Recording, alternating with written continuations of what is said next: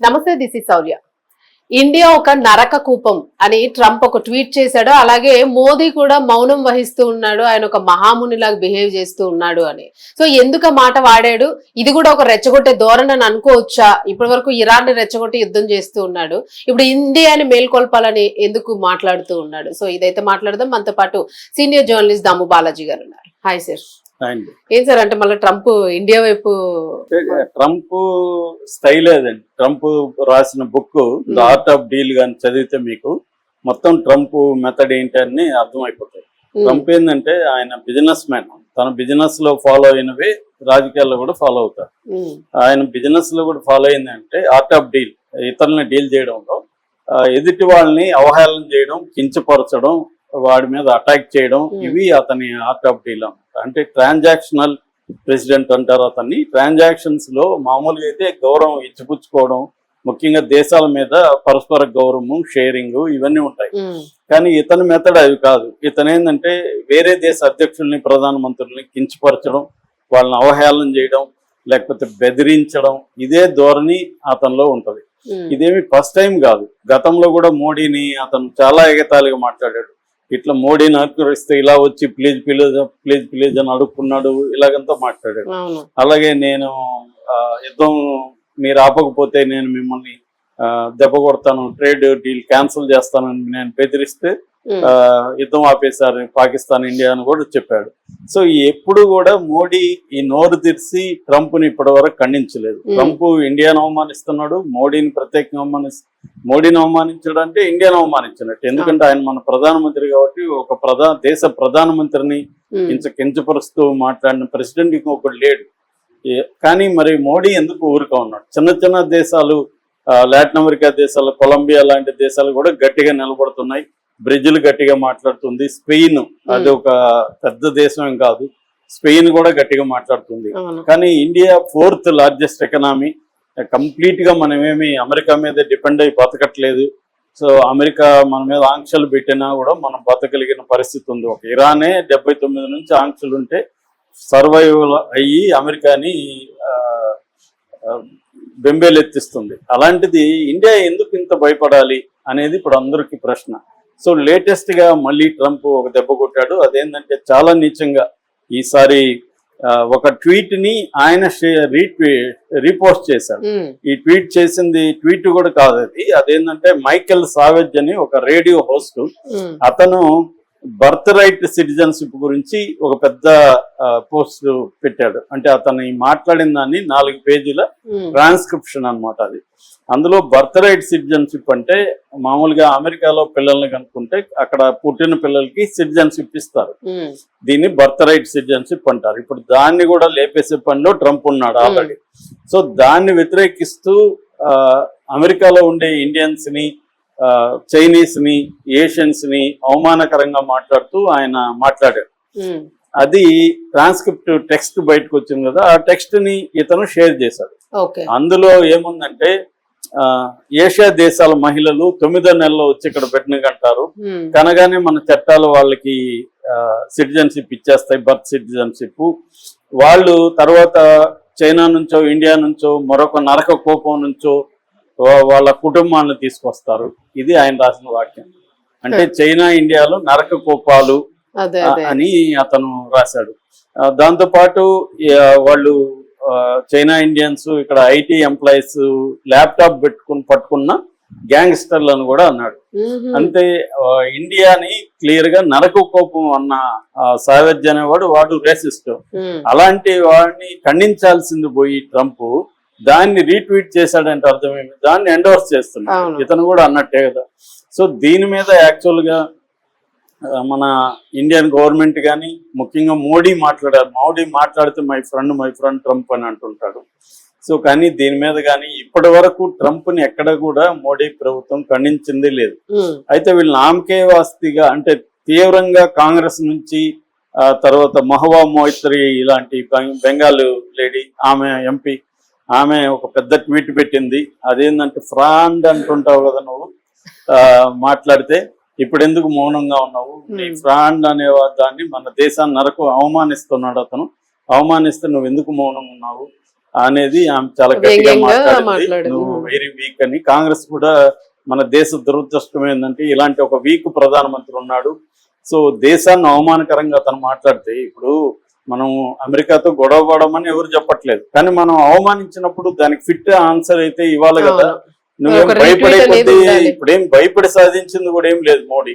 Already మన ఎక్స్పోర్ట్లు, అమెరికాకి ఎక్స్పోర్ట్లు 3 నుంచి 4% తారీఫ్ ఉండేది. ఇవాళ కొత్తగా చేసుకున్న మోడీ చేసుకున్న అగ్రిమెంట్ లో, ట్రేడ్ అగ్రిమెంట్ లో ఎంత ఉంది? 18% ఉంది. సో నువ్వేం సాధించావు? అట్లాగే అమెరికా నుంచి ఇండియాకి వస్తున్న వాటి 70 నుంచి 120% కూడా తారీఫ్ ఉండేది. ఇప్పుడు అది 0%కి వెళ్ళింది. అట్లాగే మన అగ్రికల్చర్ ని దీనంతా ప్రొటెక్ట్ చేసేవాళ్ళం ఇన్ని రోజులు, దాన్ని కూడా ఇప్పుడు లేపేశాం. సో అన్నిట్లో వాళ్ళు పెట్టుబడులు పెట్టే అవకాశం కనిపిస్తుంది.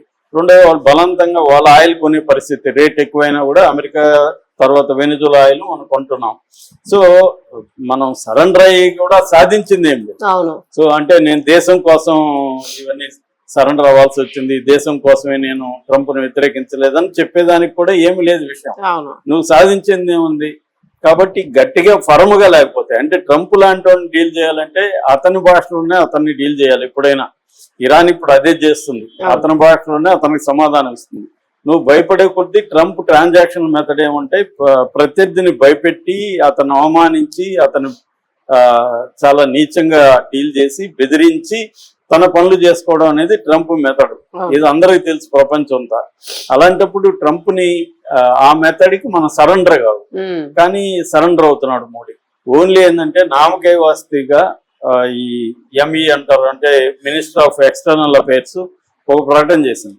అంటే ఎంత దమ్ము లేని ప్రకటన అదంటే, కనీసం ట్రంప్ చెప్పాడనన్నా చెప్పాలి కదా. అదేమీ చెప్పకుండా అది రియాలిటీ బేస్ గా లేదు, అది పరస్పరం ఇచ్చిపుచ్చుకునే బేస్ లో ఉండాలి, ఇలాంటి ఒక పనికి మాలిన డిప్లొమాటిక్ లాంగ్వేజ్ లో మాట్లాడారు. గట్టిగా ఫర్మ్ గా. అతనేమో డైరెక్ట్ గా నరక కోపం అంటుంటే, నువ్వేమో నరక కోపం అన్నాడనేది కూడా ఆ వాక్యం కూడా లేదు దీంట్లో.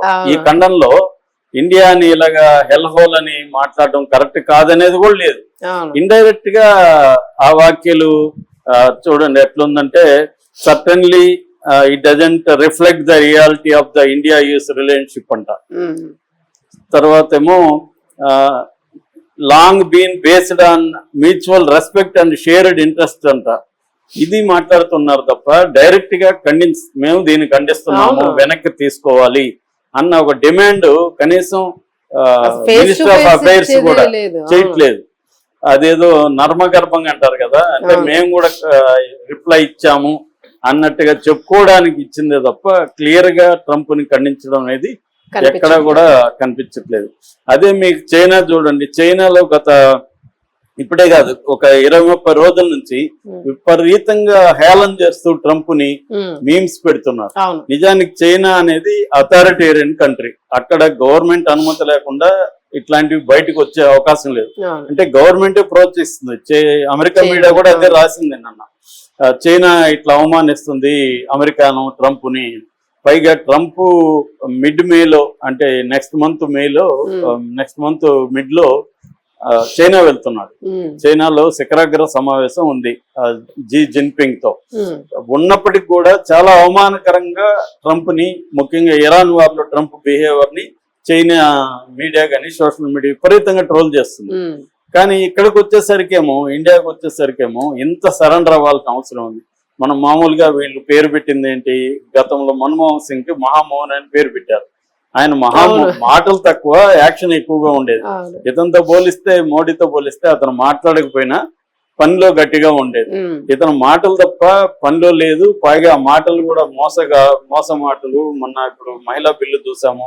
నిన్న తమిళనాడులో పోయి ముఖం అంతా నల్లగా మేకప్ చేసుకుని వెళ్ళాడు.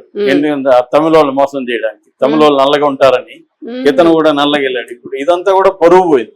అంటే ఒక ప్రధానమంత్రి స్థాయిలో ఒక హుందాగా బిహేవ్ చేయాల్సిన వ్యక్తి ఇలాగా సరెండర్ అయిపోయి బిహేవ్ చేయాలన్న అవసరం ఏంటి? చివరికి ఇరాన్ ఖండించింది. హైదరాబాద్ లో ఉండే ఇరాన్ ఎంబసీ, ఇండియా చైనా నాగరికతలు చాలా గొప్ప నాగరికతలు, వాటిని నువ్వేంట్రా అవమానించేది? నువ్వు ఇరాన్ లాంటి 6000 సంవత్సరాల నాగరికతను కంప్లీట్ గా ధ్వంసం చేస్తానని చెప్పావి, అదిరా నరకం అని వాళ్ళు ఓపెన్ గా ఖండిస్తున్నారు. అంటే ఒక ఇరాన్ లాంటి చిన్న దేశం ఇంత గట్టిగా ఖండిస్తుంటే అది కూడా మనకు సపోర్ట్ గా ఇరాన్ మాట్లాడాల్సిన పరిస్థితి వచ్చింది. ఏర్పడింది. అంటే మన ప్రధానమంత్రి ఏం చేస్తున్నాడు, మన ప్రభుత్వం ఏం చేస్తుంది, ఎందుకు ఖండించట్లేదు అన్నిటికీ అనేది తలంచాల్సిన అవసరం లేదు. చిన్న తలంచాల- చిన్న వాటికి కూడా మన ఆత్మగౌరవం అనేది ఇప్పుడు అవును ఇరాన్ మిమ్మల్ని నాశనం చేస్తానన్నా కూడా నిలబడుతుంది. అవును మనకేముందంటే మనం అమెరికా మీద కంప్లీట్ గా ఏమో ఆధారపడి మన దేశం బతకట్లేదు కదా. అవును. సో అదేంటంటే మరి మోడీ ఎందుకు సరెండర్ అవుతున్నాడు అంటే ఒక వెర్షన్ ఏమో మోడీ ఎఫ్స్టీన్ ఫైల్స్ లో ఉన్నాడు అందుకని, రెండో వెర్షన్ ఏమో అదానీ మీద కేసు ఉంది కాబట్టి మోడీ సరెండర్ అయిపోయాడని. ఓకే. ఇవి తప్ప నిజంగా కూడా మోడీ సరెండర్ మోడీ అంటే ఇండియా సరెండర్ అవ్వాల్సిన అవసరం లేదు, కానీ సరెండర్ అవుతున్నట్టే మనకు కనబడుతుంది. అవును. Thank you sir.